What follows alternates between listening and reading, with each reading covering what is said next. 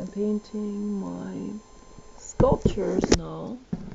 So, just want to talk about a little bit about the word confidence and the entire subject, confidence.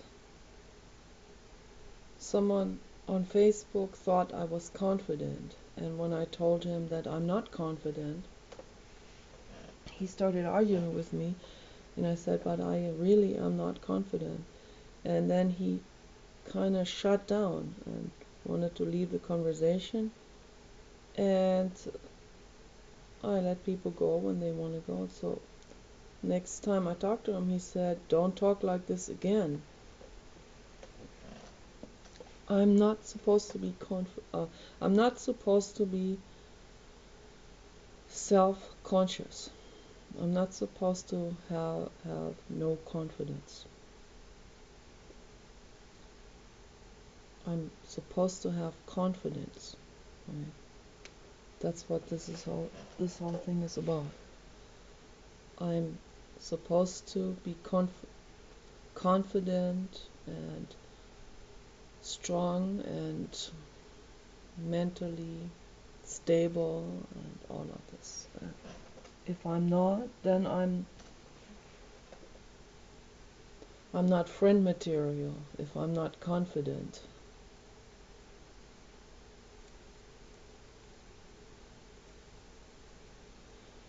Very interesting how people project that even onto other people. You must be confident at all times. What if we are not? Are we tossed into the corner then if we're not confident? Are we thrown away if we're not feeling confident?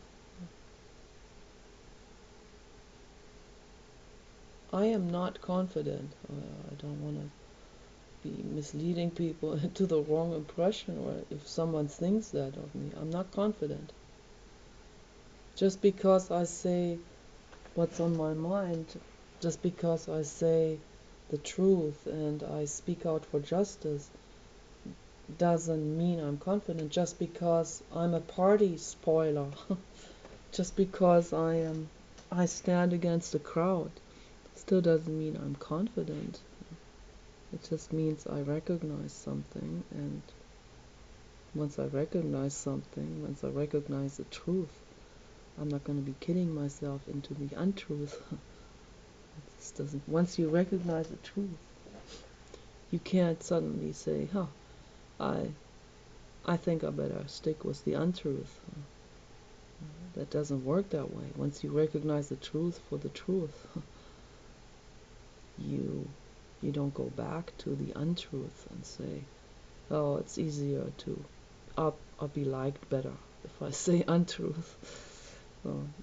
Well, I don't know if other people do this. Maybe they do. Maybe they do it very consciously. I don't know. But I could never do that. I can't be kidding myself like this. When I see something wrong in society, I say it, I point it out. When I see danger, I point it out to other people too. I say, hey, wait a minute, what are you doing there? Look at the danger behind that snipping you in the butt. Look at it.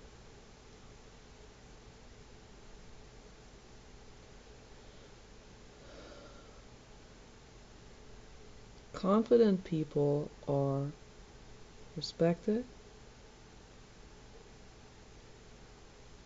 People who are insecure are not respected by society. I see a problem with that. Unconfident people want love too. So, and they deserve love too. And then there's a whole lot of people who do some kind of make-believe confidence. Like confidence on all cost. So that kind of stuff. That's going on all the time. And I can't do that. This whole society is structured like this, where You better be confident or you're gonna be an outcast. Okay, then I'd rather be an outcast. I am not gonna play that game. No way.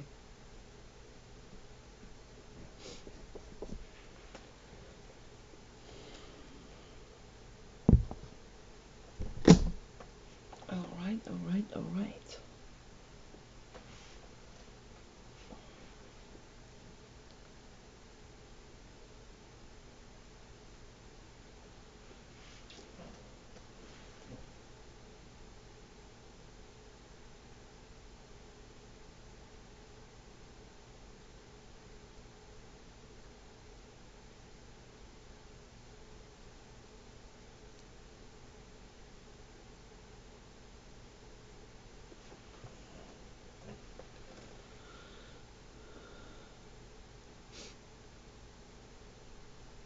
I think it's extremely important that when we don't feel good,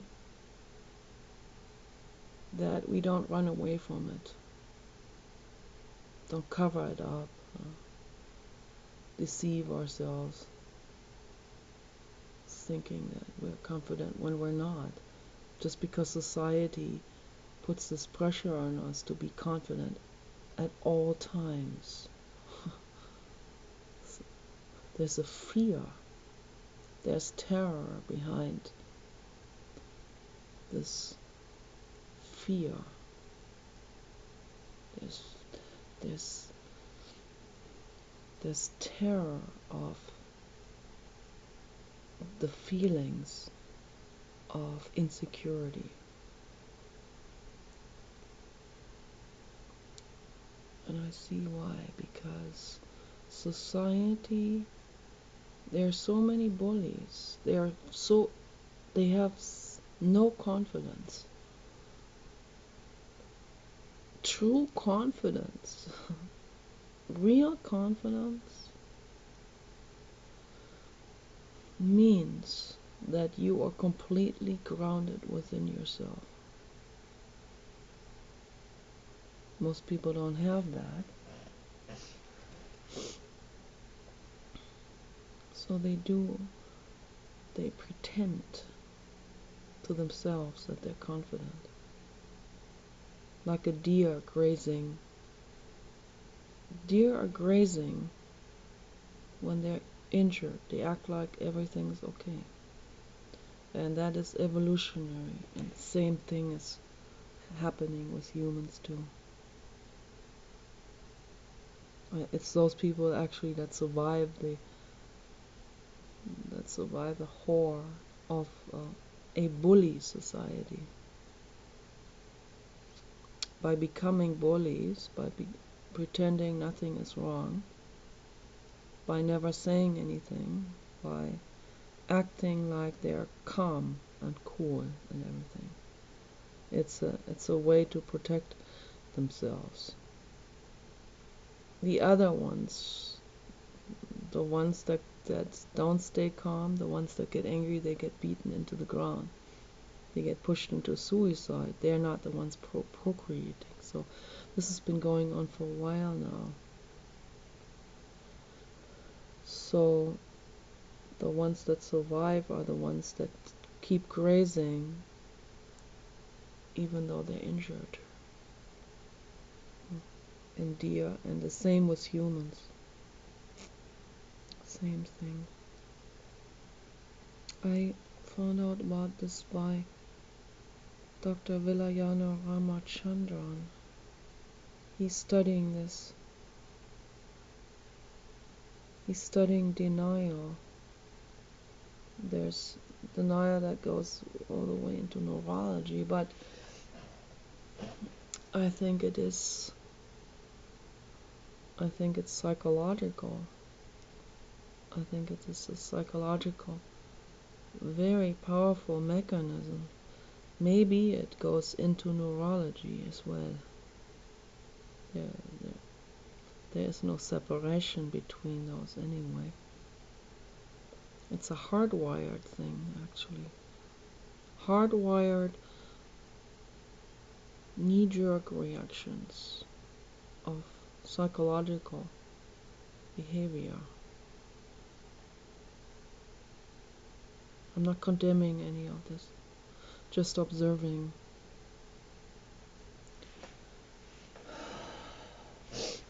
I'm constantly trying to learn, trying to understand myself as I talk.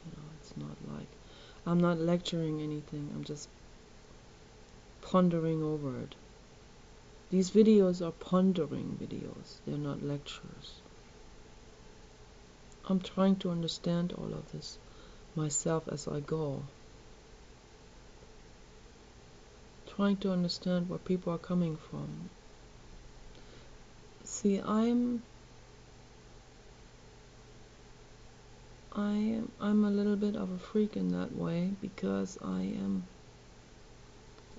not a bully, and I'm not a person who acts like everything is well. I don't keep grazing when I'm hurt. I can get very angry.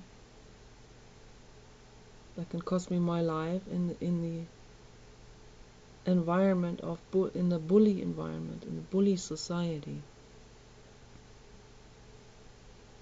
But then again, I can get so mad that I can scare people. So maybe I fall out of that statistics and I survive because of the anger. So I believe that my anger has saved my life. But then it's a double-edged sword, because the anger will turn against myself. It will turn against me in a way that I have to live with a feeling of anger. It's not a good feeling, not at all, particularly not when I'm so desperately trying to heal my brain and trying to become mindful and peaceful and peace-loving and practice that what I teach to others. So it's very difficult, all of this, very difficult. Earlier I was standing in front of the mirror talking to myself. I was telling myself, this isn't going anywhere, that anger. I know it's saving my life. It can probably feel real good to let that anger out on the right person. But it's a double-edged sword. Then it can become an addiction. This happened to Joan of Arc. This is energetically part of my life, my whole life, and that's what my school is. This in this lifetime is my school, to not fall into that anger again, into the anger act outs, or the anger as a last resort, sort of, in order to make myself better, feel better. Anger feels a whole lot better than being beaten down. That's why there are so many people that will be angry. That's why there are people who even admitted that they like confrontations. They like to let their anger out, because it feels better than feeling totally ugly and thrown away by society. It feels a lot better than that. But, why don't we move up the scale and move past the anger back up? Then we don't have to resort to anger. So why be stuck in that feeling of anger then, as the last resort to feel just a little bit better? Why not feel a whole lot better than that, so we don't need anger anymore?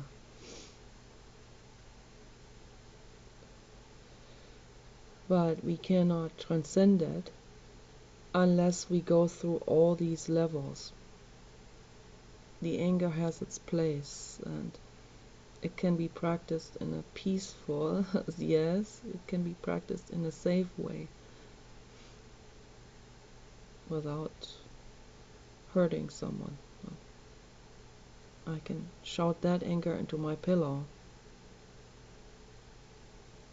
to taste it, to feel it, to vent it. And then I can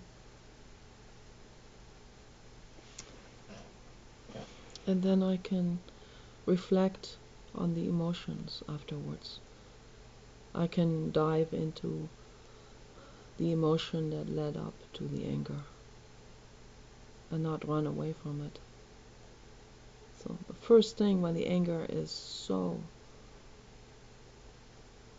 like present in your present energetic range right now, it's there. You can't be skipping it. You have to pay attention to it. It has something to say. It wants to say something to you. So allow it and scream it into the pillow. I need a primal room. I need a soundproof room with mattresses. When I get a therapy center one day, I want to have soundproof rooms with foam rubber walls, padded walls, and those are the venting rooms. And they are important. It's a safety feature. You don't want to vent and hurt yourself. So, when you vent, you want to throw yourself full force against the wall, against the foam rubber wall, and scream it out. Full force. Feels incredibly good.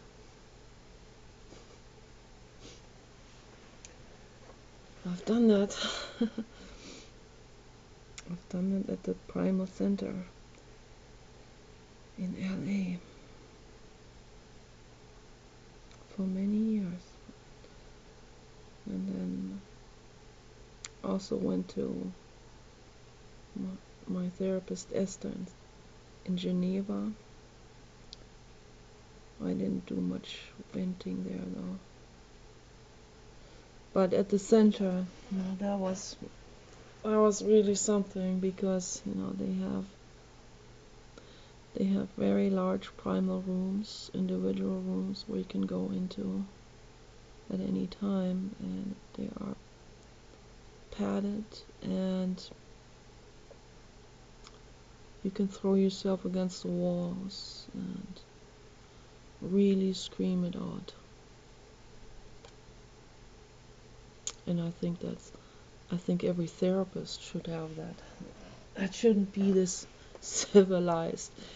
I sit here civilized with my little purse and in my fake crocodile shoes with my legs crossed, and I have this civilized conversation that doesn't do me any good, talking about my childhood. I might use one Kleenex tissue to blow my nose.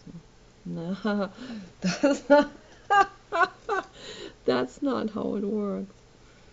No, there's a volcano underneath. I think in all of us, in all humans. Why do you think people take drugs? To keep that contained, that volcano. That volcano has something to say to us. We better listen. Not run away, not turn the TV on, not turn the radio on in every room. Not run away from it. Not act it out with silly things or sexual kinkinesses or whatever, or sexual this or that, or approval type of behavior and all of this. No. There's a volcano underneath that wants to be heard, that wants to be expressing itself.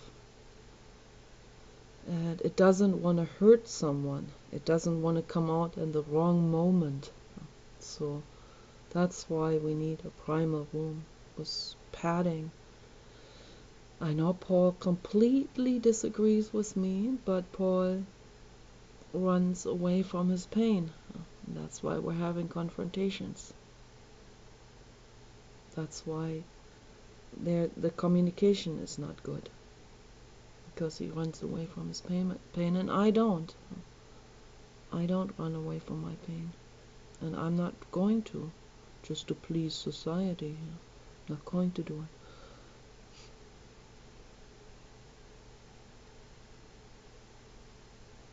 I'm not going to. When I see a truth, I can't go back to the untruth. When I see that there's anger in me that wants to be heard, that wants to come out, that wants to be felt, that wants to be expressed, it wants to run through, it doesn't want to be stuck somewhere. So then I have to obey to this, and I have to allow it to come out of its jail.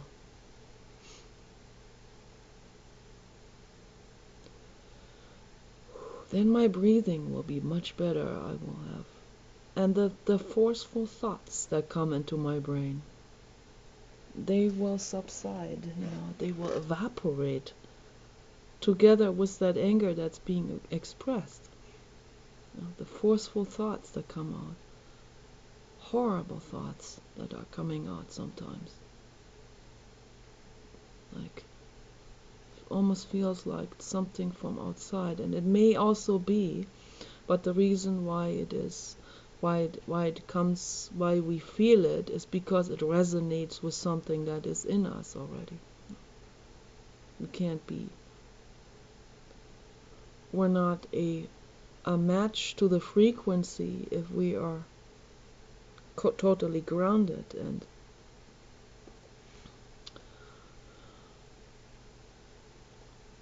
if we are happy in all of this, then they can't even set foot into our door. But they set foot into our door, all these other energies, because it's all the same thing. It's the same energy of the haters. They're tormented by the inner volcano that wants to come out so badly. But society says, put a lid on it. Yeah, that's how it works.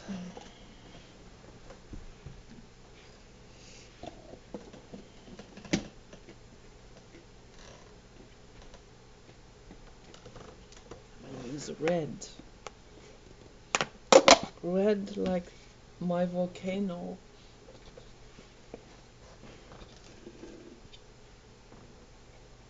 It's starting to dry up now. It's already hardened. It's completely hardened. My brain is hardened. Because the volcano, the lava has crusted up. It has hardened itself into a glossy volcano lava rock. So, okay, I have to throw that out. Now, which color do I take for this? I'll take the next best volcano color. Yes. There. Okay. This is thickening up too, but it's still usable. Sometimes it separates a little bit after it's been sitting. It separates into different layers, different chemical components. I think it has some kind of lecithin in it, some kind of synthetic lecithin in it or something that functions as an emulgator, which the purpose of that is to, I don't know if this is showing, it is to disperse the fats into water. That's why this is acrylic is water based. It has fats and it has water, and fats and water don't mix until you have a sort of like some sort of emulgator in it, emulsifier, emulsifying agent, which is lecithin, but they probably put a synthetic lecithin into it.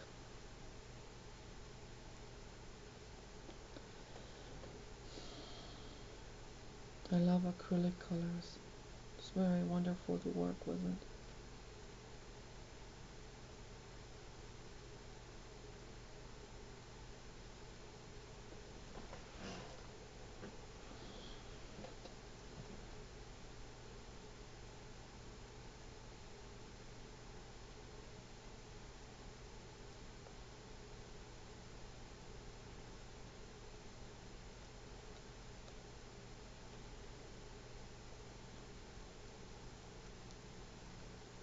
People run away from all negative feelings, and it goes so far that they don't even want their friends to feel the negative feelings.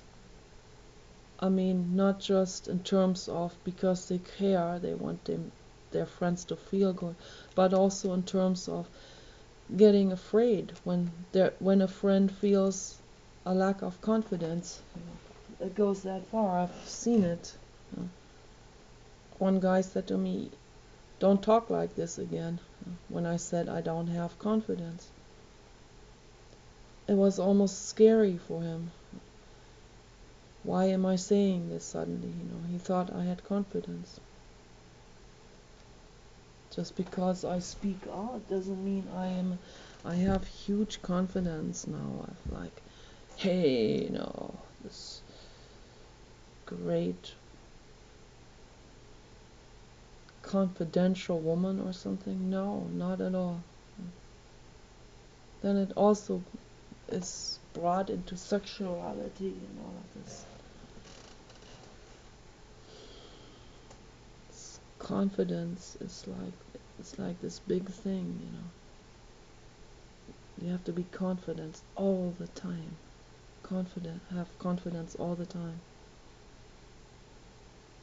All the time. Be secure and feeling good about yourself and all of this. How is that possible? Most people don't.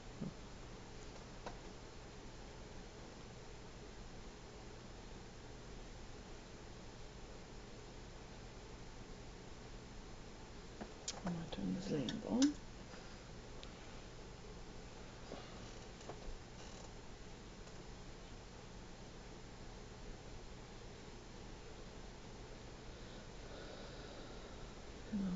I say feel what's there, not don't run away from it. Don't bend over backwards for society. Don't do something against you. Don't rape your own mind for society. Don't say, "Oh, I have to be confident for my boyfriend or for this or that person or for my boss or whatever." When you're not feeling confident, then you're abusing yourself. When you ignore the feelings that are there, the feelings that want to be heard inside of you, when you ignore those, you're abusing yourself. Don't do that.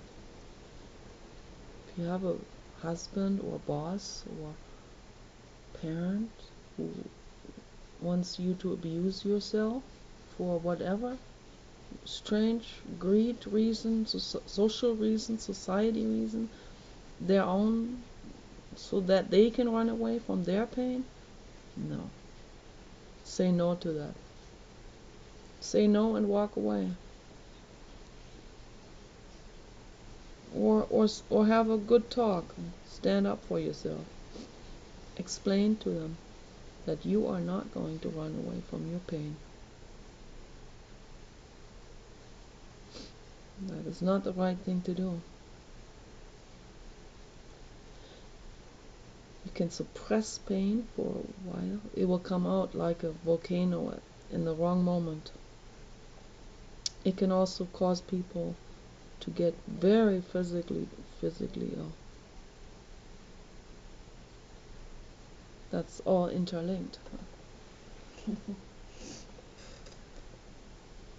You know, all these old religious and types of these all old, totally untrue expressions that we hear, like sticks and stones can hurt you, but words never can. What a total, utter untruth that is. We see it now with our own eyes. We see now that words do kill people.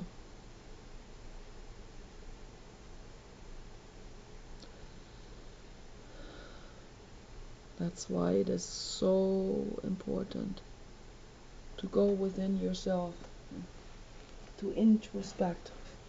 That's why introspection is the most important thing to do. This is our school. This is what we need to do. We need to learn to do that. To introspect. And not trick yourself over and over and over again. And never, ever, ever, ever, ever let society dictate to you or tell you some untruth type of saying or statement or belief or whatever.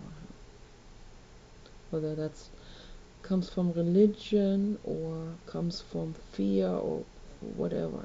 Religion is fear. Or wherever it comes from, if it's just because something is old and has been in some kind of scripture book or whatever, doesn't mean it's true. Usually things that are old are not true because because people didn't have a clue in the past about anything. They didn't have a clue about themselves, their psychology, sociology, politics. They didn't have a clue. Health, they were clueless.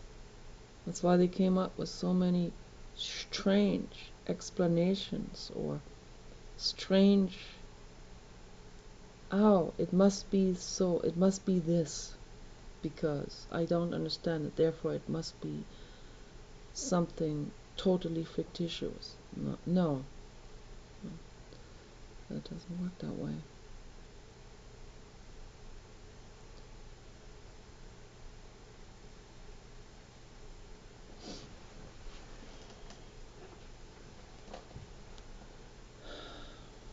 They come up with the most invented, crazy fabrications in an attempt to explain something that they don't understand. And then it becomes written down in some form of holy, in quotation marks, book, which is not holy, it's not wholesome, not whole, it's fragmented.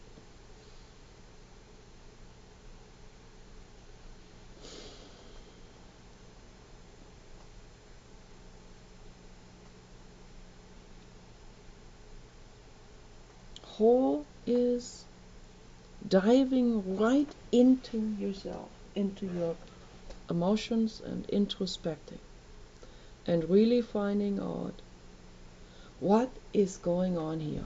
What am I doing here? Why is this happening? What did I do? How did I end up here? Take responsibility for your own lives. Not blame it on other people. That's a mistake. That's an act out.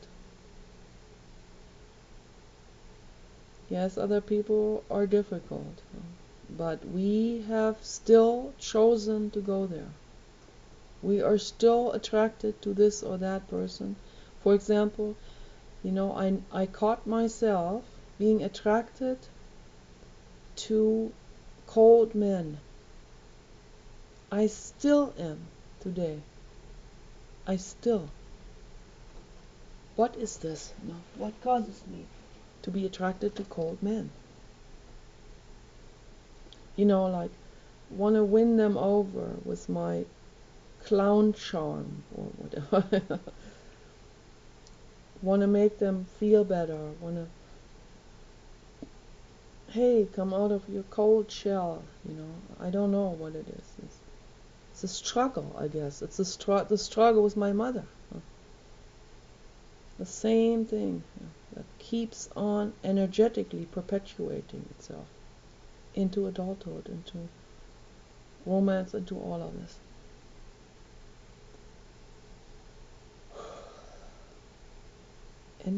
Endless struggle. But, instead of saying, now I consciously am never gonna go with those again, I'm determined and all of this, then we have also bypassed the introspection when we do this, because I'm not saying to stick with the cold man. I'm saying don't don't make the mistake by, like, now I determined now for the New Year's decision, I'm never going to go with a cold-hearted man. That doesn't work, just as any of these decisions don't work. That's because then it becomes an abstracted idea. Then it becomes something that is being put on like a lid. In time, that lid is gonna explode off, because the issue underneath hasn't been dealt with. So that's why it is important, when we feel bad, like I feel unconfident. By right now I feel really lousy because of that encounter yesterday at the post office with that guy that works there. And then, he's rude to me, then I think it's because I'm ugly, and it is the very first thing that comes up, because I feel very not confident. And I'm supposed to feel confident all the time so that I'm gonna be liked,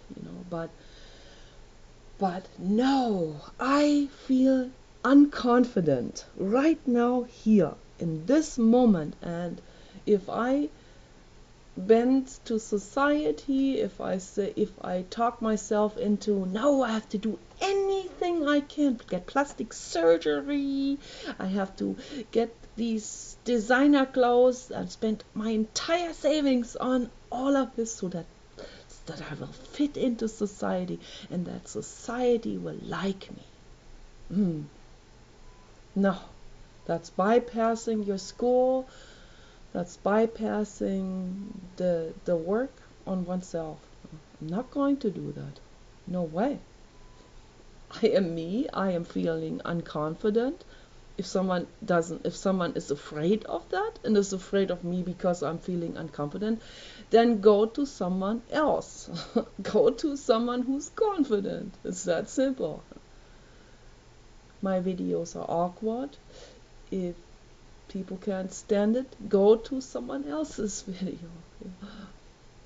It's very simple, actually. But I am doing my introspection work because I do want to move forward. I do not want to be stuck anymore. Oh, breathing, The very thought of bending to society causes me to breathe real shallow, like bend to society, like abusing myself to I can't even breathe when I do this, so I have to breathe, straighten my back.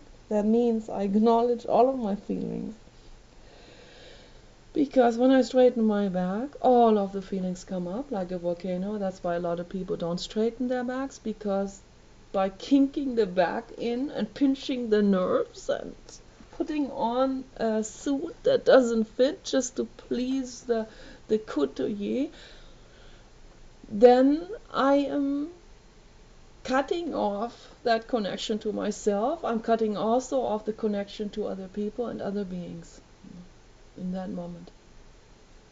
So I have to straighten my back, make sure that the spinal cords, that all the I can feel it even, I can feel it loosen up. You know that all these discs that you have here in here, you know, they get pinched when you're not in the right, when you're not loose. That's why it's important sometimes to, when you stand up, to bend over and let your arms hang all the way down and straighten your knees and let the neck hang all the way down. It's very important to do this. I'm making the video, so just letting you know. So yeah, it's very important to do that. Awesome, awesome, awesome, awesome colors. Great. Truth is painful sometimes, but we have no choice other than to face the truth. No choice. And that's going within oneself. That's going into checking, doing an inventory into our own minds.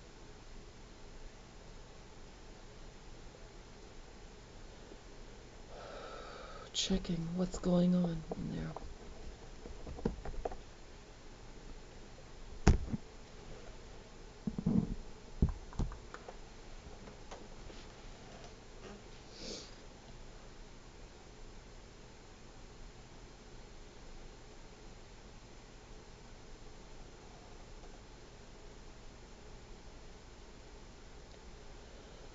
Breathe all the time, deep. Oxygen and oxygen can cause all kinds of illnesses, including mental illness, all of it, including sleep problems. If we allow ourselves to breathe fully all the way, it frees up the emotions that people run away from. But that's important. It's important for them to come up. They want to free themselves.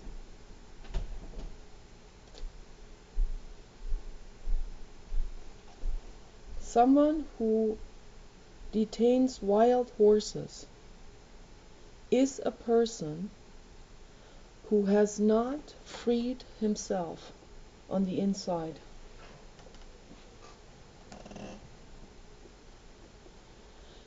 You cannot detain an animal, particularly a wild animal who wants to be free. You cannot do something like this if you have freed your own mind.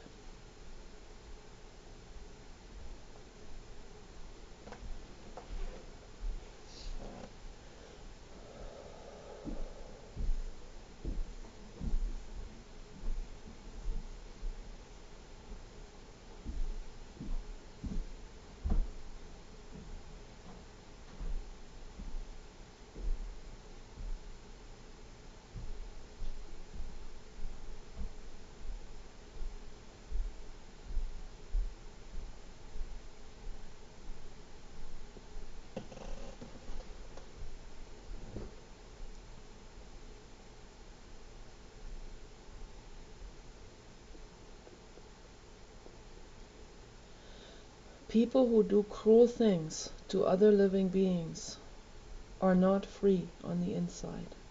They are in a race to race away from their own pain, in a feverish attempt. They are so busy with that they don't see the other living being. I believe that's where all the psychopathology, all the cruelty, all of that comes out from. It comes out of this feverish disconnect to oneself. This kind of stuff people do.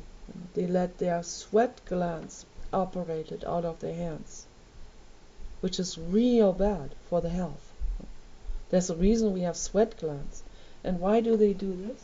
They do this because they don't want, in the business world, the neurotic business world, they don't want the business partner or the person they're partnering with, or the boss or whatever. They don't want to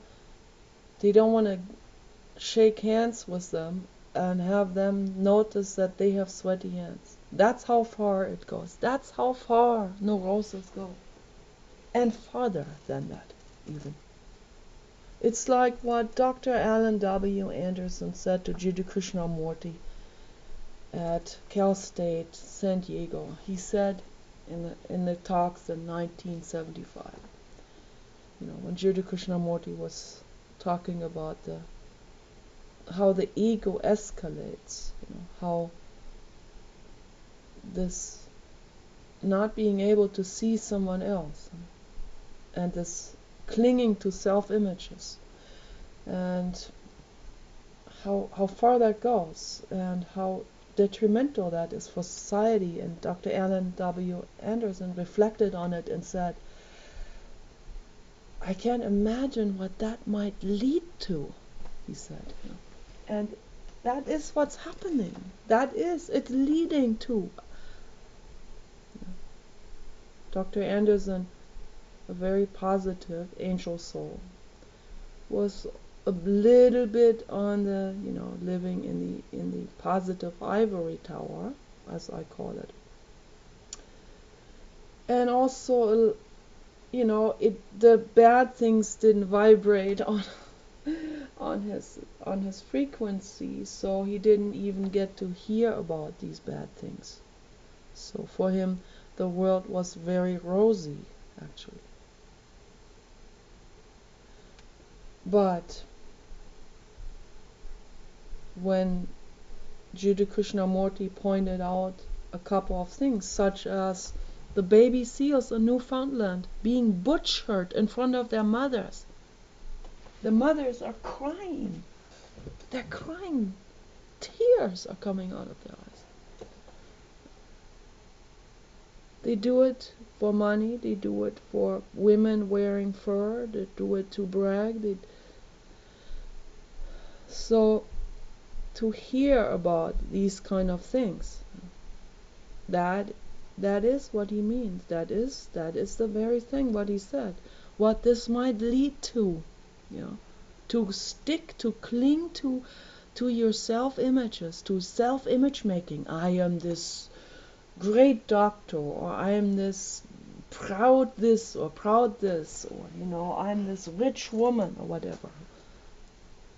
The rich women of today don't wear real fur anymore, so just needed to throw that in, so people know that this is not something to build a self-image with anymore. Okay, that's been ousted also by many leading fashion designers. That's been ousted, and with the help, of course, of Ingrid Newkirk making it happen now.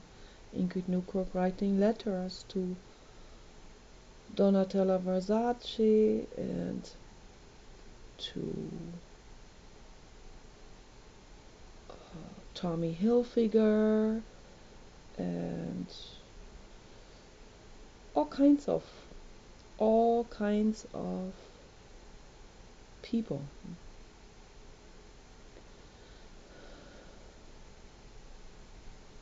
So I want people to write a letter to Dolce and Gabbana on this. Okay. Write to them. I have sunglasses from Dolce and Gabbana that are very, very gorgeous.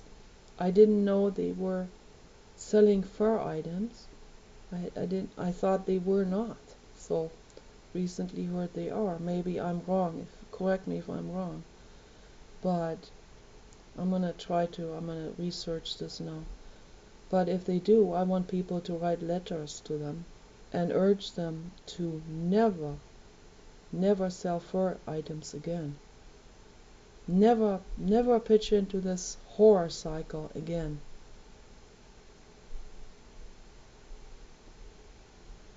I like some fashion designers like Dolce and Gabbana. They have great designs, but I will never buy from them again if they sell fur items. Never, ever.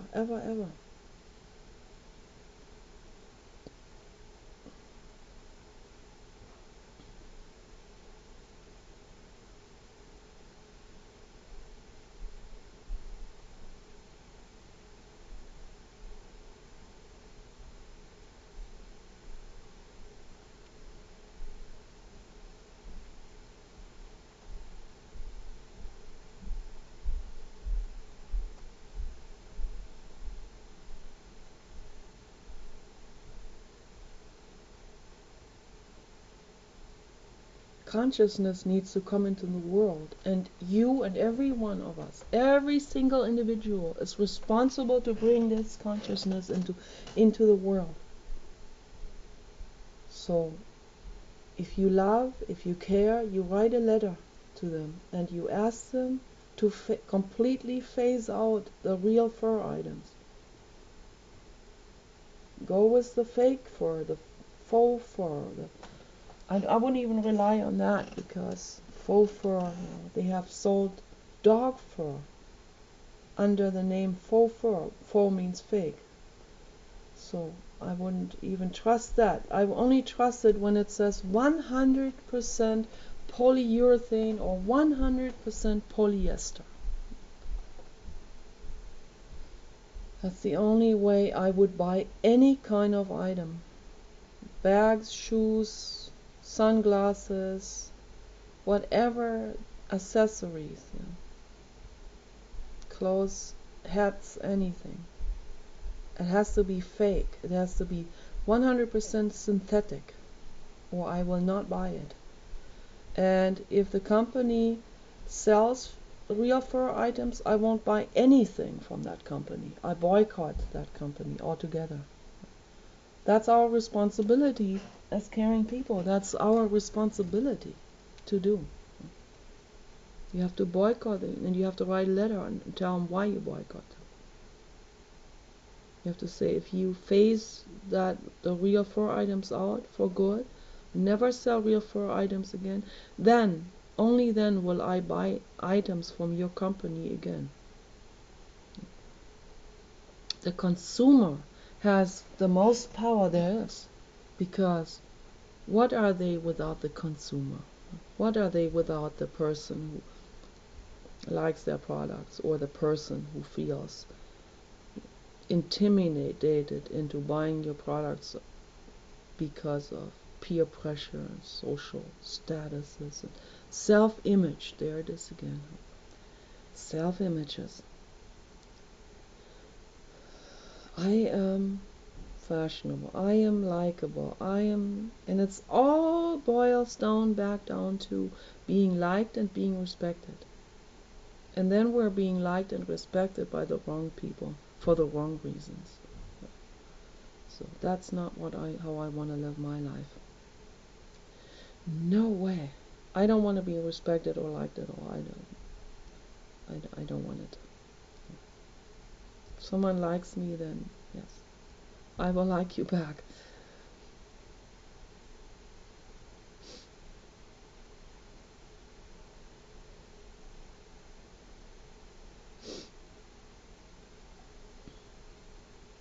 But I'm not gonna go out there trying to be liked. I have more important things to do with my life than that. I have some introspection to do, and I feel very not confident, and I stick to that because that's where I'm at.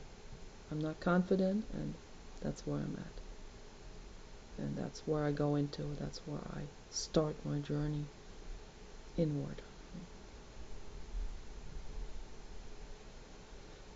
I'm not going to pretend to be confident when I'm not. I'm not going to pretend to be happy when I'm not happy. I'm also not going to pretend to like someone when I don't like the person. I'm not going to be rude or mean, but I'm not going to be super friendly to someone when I don't feel super friendly to someone. Maybe I might come across cold sometimes to some people. I feel a little bad about this, but I cannot make myself like someone.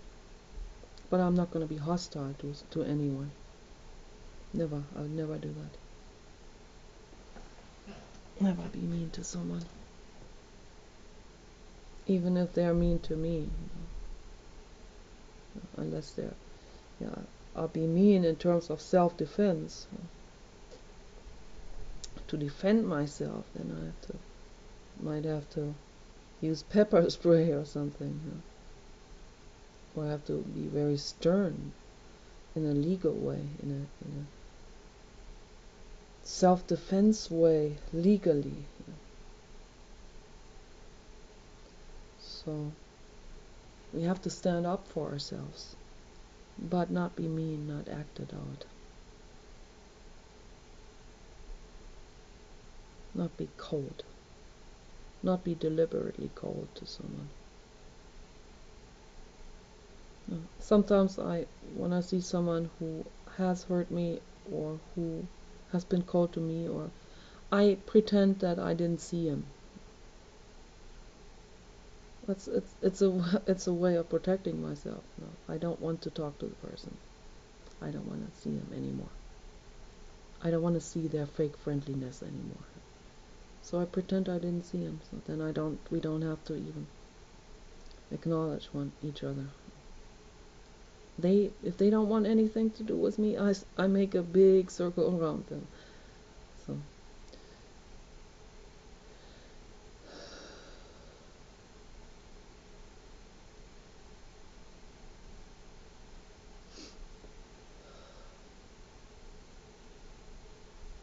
And it hurts. It hurts to be mistreated by someone. Let's say at the post office. You go to the post office and there's a real hostile, rude person in there. It hurts. And immediately we think that, oh, it must be because I'm ugly, or maybe he thinks I look poor, or I look not dressed well. These thoughts come up I think in a lot of people. Most people wouldn't talk about it. It's too embarrassing to talk about this. Too painful to talk about it. That also goes against the self-image that we want to have of ourselves, and also in terms of society, the image we want to portray out to society. So that's why most people won't talk about it. Too afraid that it will hurt the image. But this is the very thing we need to talk about in order to free ourselves. We need to talk about these nitty-gritty, painful things in order to free ourselves from it. Usually people do this at the psychiatrist's office. They're usually trusting a psychiatrist with that information, but they won't trust their friends with that information. Friends, they're not the real friends then. The psychiatrist isn't your real friend either. He's being paid to listen to you. So, we can fix all of this. We can save a lot of money if we are more honest to each other. We don't have to run to the psychiatrist. We talk about this to our friends that are supposed to be there for us.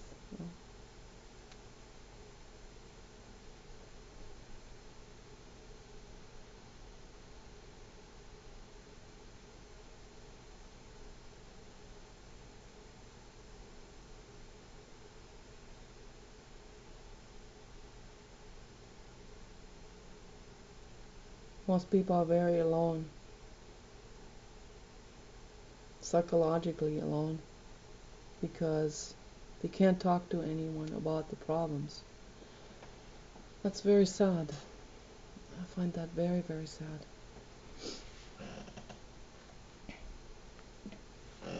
I'm gonna lean this against this. So here are my two sculptures. And I'm gonna put the camera now in the upper holder, because the two sculptures have to be on the lower one, on the lower shelf. Lower shelf. Put this in here.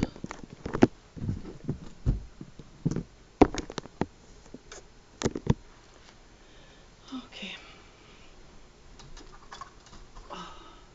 I'm gonna work on with the brown. That's what I'm gonna do. And also, since I have that volcano color, I'm gonna do a little touch up in here as well. I hope this shows.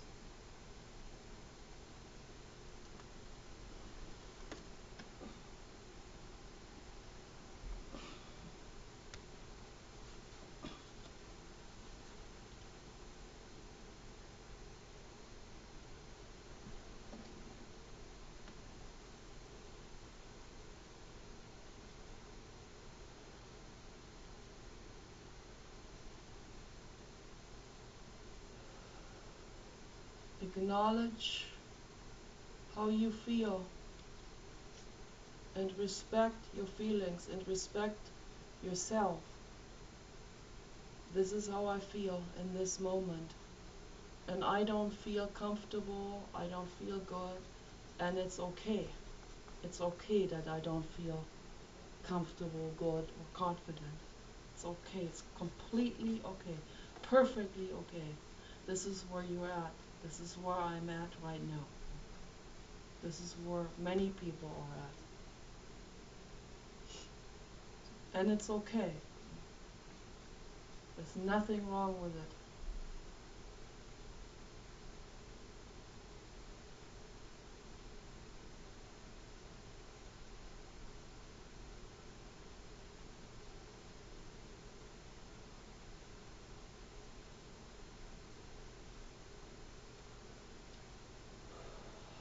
Breathing.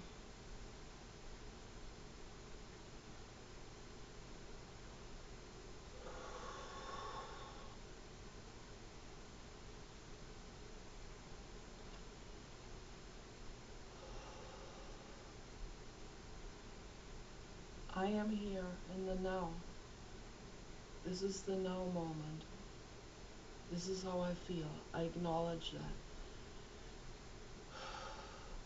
I'm not going to run away from it. I'm not going to pretend it's not there. I'm not going to pretend to be someone else or different than I am.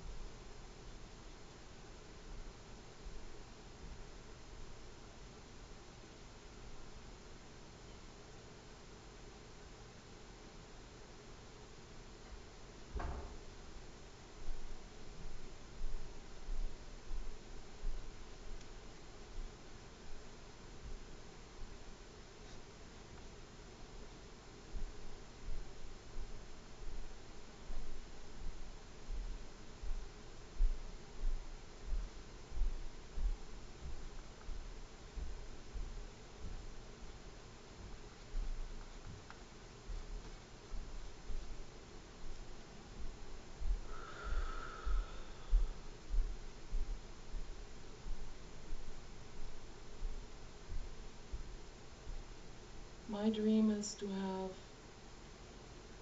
many soundproof rooms one day with padding,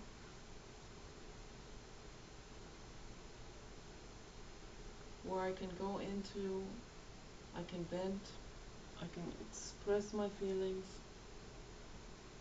I don't have to pretend anything to anyone at any time. Those are the real friends.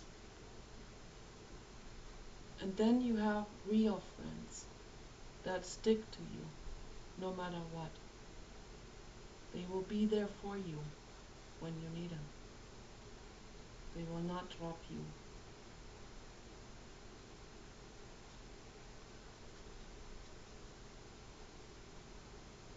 When someone says to me, smile, or cheer up, I know that they are not authentic with themselves.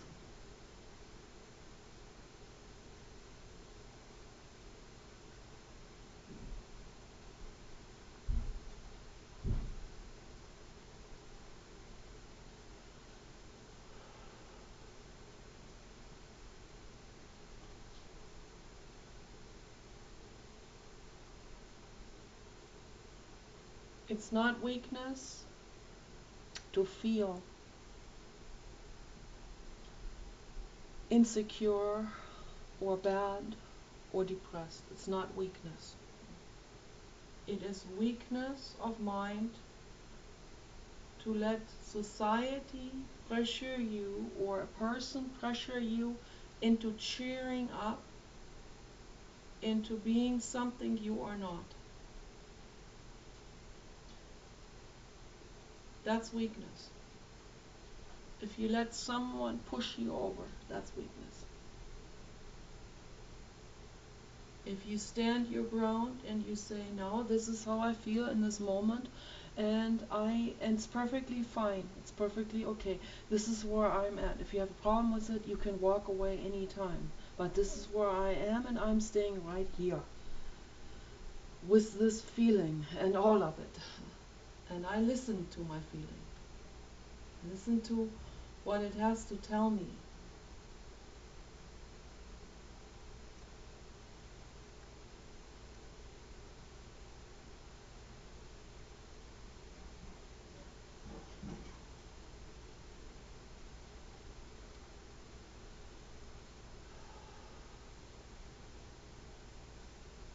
That's being strong.